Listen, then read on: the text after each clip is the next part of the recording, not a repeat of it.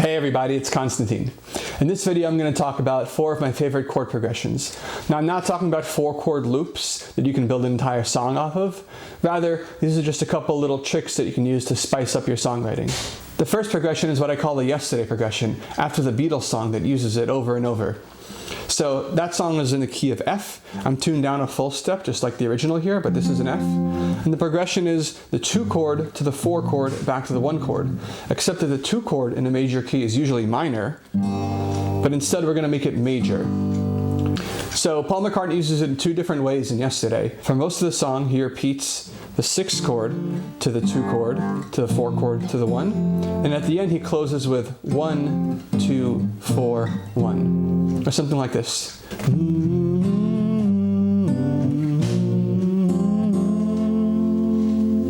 It's really nice sounding, and in general a lot of alternative rock or softer rock music goes 4-1 instead of 5-1. Maybe it sounds a little bit more mellow that way, a little bit less hard rock or classical music, and the Yesterday progression is a good way to do that. The next progression is in a minor key, and it's the 3 to the flat 2 to the 1.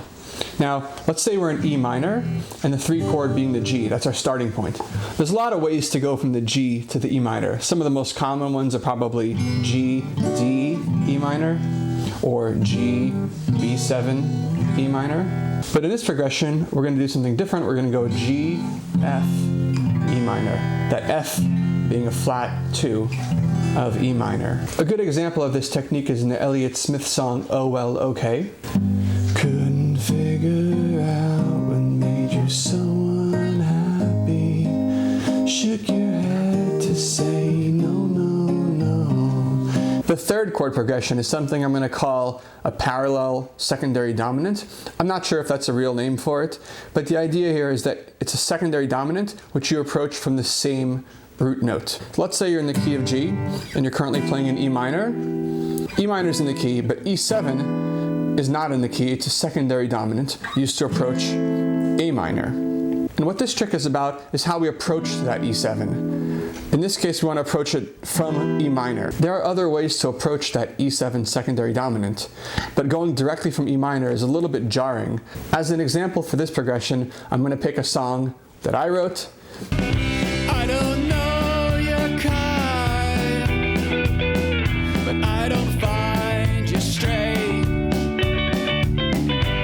In that song, I ended the first phrase with 2 bars of E minor. So when I jump to E7, it's a little bit more surprising and hopefully interesting. The next progression is going from the 5 chord to the 2 chord. Now the 2-5 is very, very common, but when a listener hears a 5 chord, they're usually expecting it to go to one of a few different places. It's very common to go from the 5 to the 1. It's pretty common to go from the 5 to the minor 6th.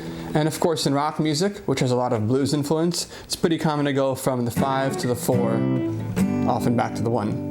So that's why going from the 5 chord to the 2 chord subverts the listener's expectation.